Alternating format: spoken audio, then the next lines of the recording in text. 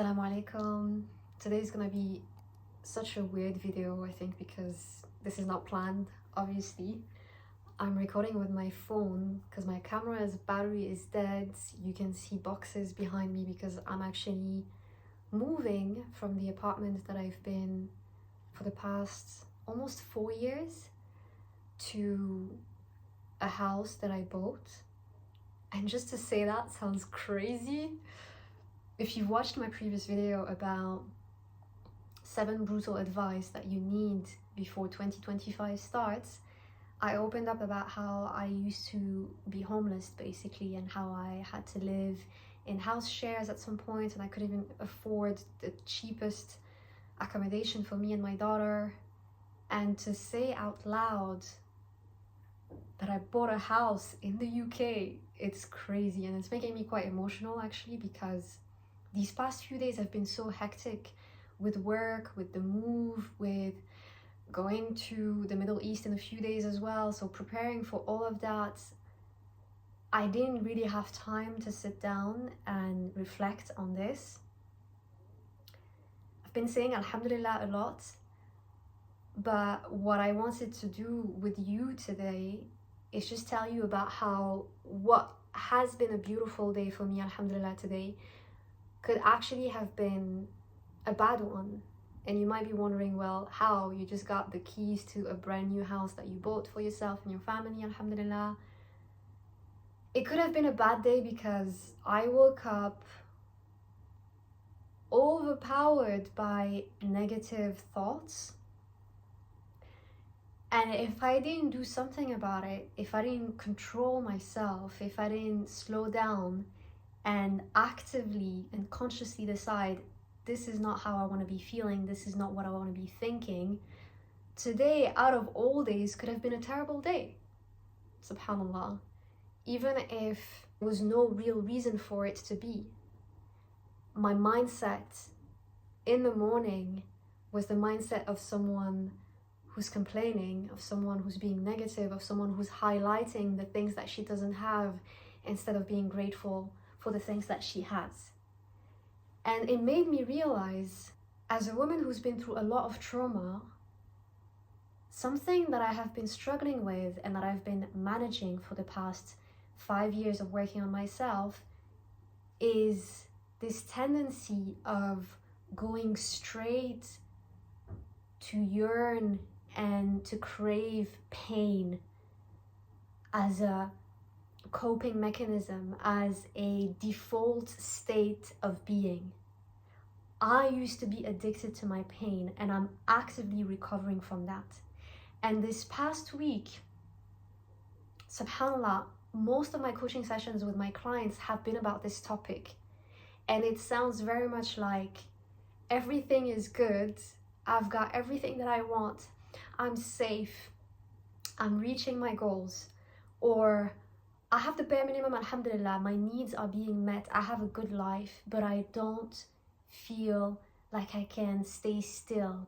I feel restless. I feel like creating issues that don't exist. I feel like sabotaging myself, or I sabotage myself unconsciously.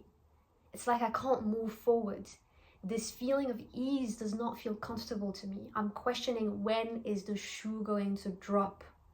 And I hear that all the time. I find it relatable as well, because sometimes I wake up and the first thing that I do is ruminate about the past, is create scenarios that are painful, that don't even exist. Think about dialogues with my husband in which I'm being hurt when nothing, absolutely nothing leads me to thinking these things are gonna happen. It's just how my past, which was filled with trauma and hurt, has conditioned me to think. And unless I actively do something about it, which is what I want you to think about as well, if you are in the situation of being addicted to your pain as well, unless I do something about it, I end up feeling miserable even if I have everything. And I know it's not easy because there's a whole science behind this. It's all about neuroplasticity.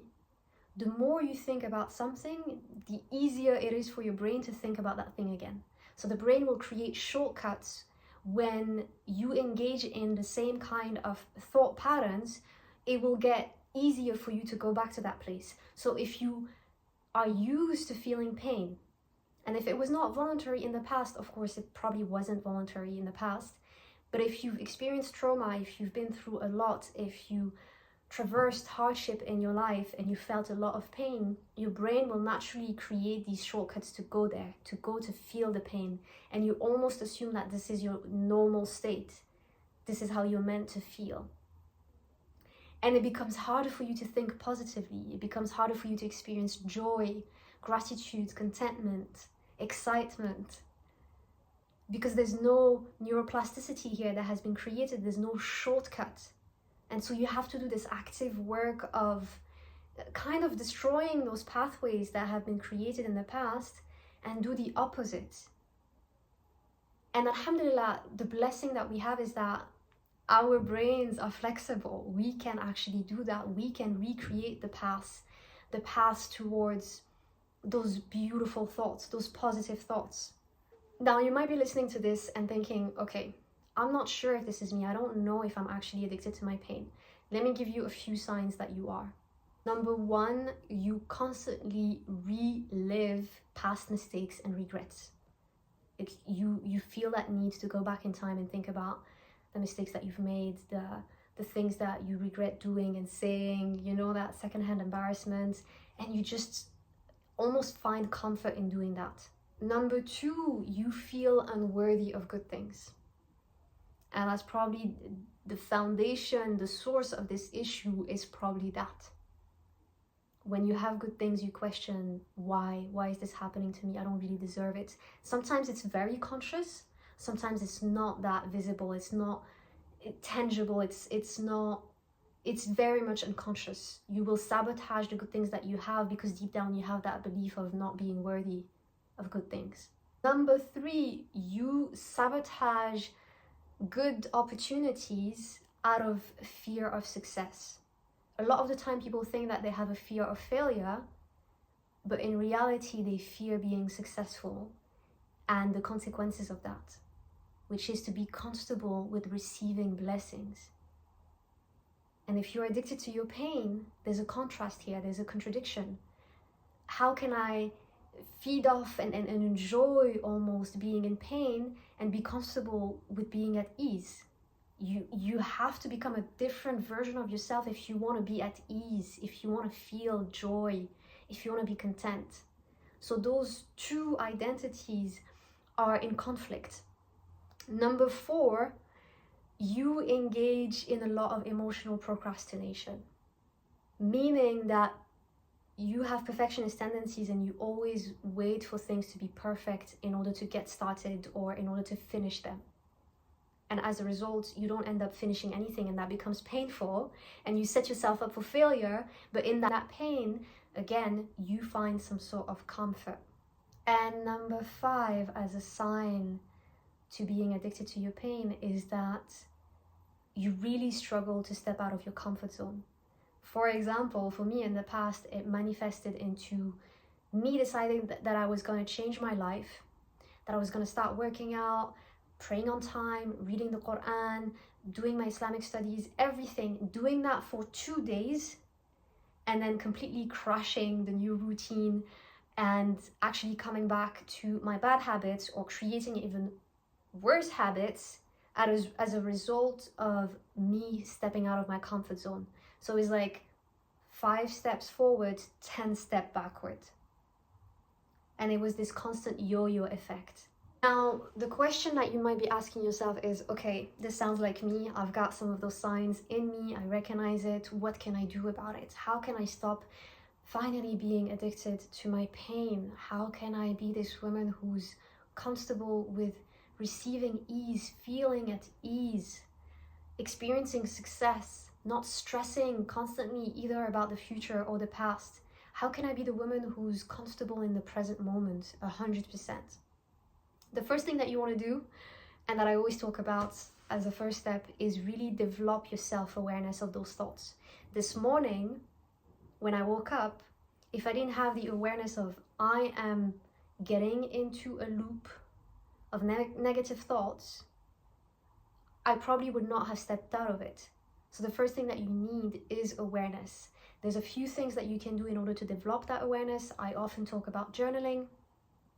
So you can ask yourself questions like, what am I feeling right now? When you feel like you're stuck in pain and you're feeling hurt and you're just reminiscing, what am I feeling right now? What thoughts are making me feel that way? What do I want to feel instead?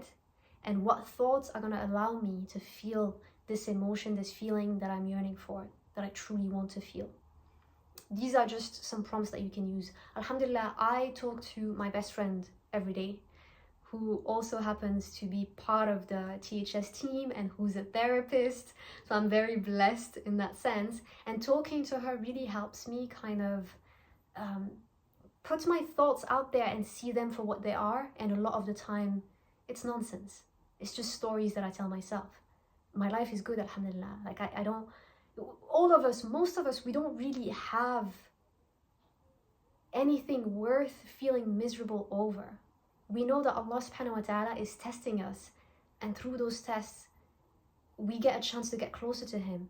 We get a chance to become better Muslims. We get a chance to go to paradise, alhamdulillah. So when we start reframing our thoughts, we all have an opportunity to feel content, to feel at peace, no matter how hard life is for us, subhanallah.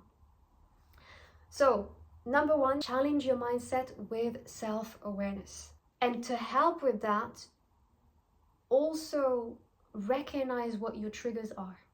What takes you back to your pain? What takes you back to the past? What makes you feel terrible? Recognize those triggers so that you can act to manage them as best as possible.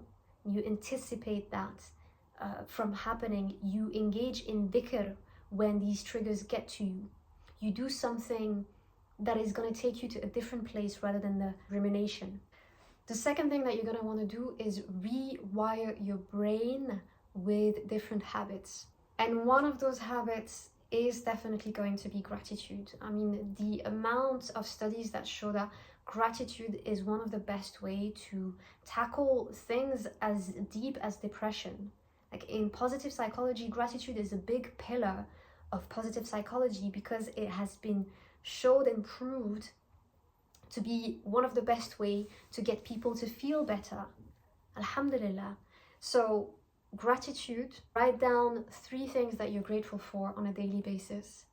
And another thing that you can do is some visualization. Visualize yourself actually being comfortable, feeling peace, success, joy, whatever feeling you're struggling to embody. See yourself being that woman who can embody those feelings. Now, the next thing that you want to do if you're addicted to your pain and if it leads you to constantly sabotaging yourself is, instead of aiming for these drastic changes in your behaviors and in the way that you show up, really break your goals into actionable steps and make it as easy as possible to achieve those big goals by focusing on the first tiny task that is related to that goal. And get those small wins and accumulate those small wins progressively instead of really aiming for massive change in a short amount of time, because that's probably not going to be a long-term change. Okay, so break down the goals and work through them progressively and consistently. The next thing that you want to do is build emotional intelligence. And what I mean by that is based on studies made by Dr. Kristin Neff, whose work was focused on showing that self-compassion is the best way to reduce self-sabotage. And I always talk about this in my videos. Like, we tend to think that the more judgmental we are towards ourselves, the more harsh we are towards ourselves, the more progress we're going to make, because that's how we might have been raised. But the truth is, it doesn't work like that. So build your emotional intelligence by understanding that you need to treat yourself like your best friend in order to be able to move forward, to be a better person, to reach your goals. Be self-compassionate. And to be honest, one of the best ways to become more compassionate towards yourself is to seek external help and to get into therapy or coaching with someone who will be able to help you develop the voice of self-compassion within you. It's quite difficult to do this work on your own. Now, the last thing that I recommend you do if you're struggling with this tendency to be addicted to your pain is to, of course, ask Allah subhanahu wa ta'ala for help, to make as much dua as possible, and to always remember the bigger picture. Allah subhanahu wa ta'ala is making you go through whatever you're going through for a reason. He is the most generous, He is the most loving, He's the wisest. He's the one who's closer to us than our own jugular vein. He's not our enemy. Allah subhanahu wa ta'ala wants us to be successful. Otherwise, He would not have blessed us with the Prophet ﷺ and his Sunnah and the Quran as a guide and as a lifestyle for us. He gave us the keys to know how to go to paradise because He wants us there close to Him, subhanAllah.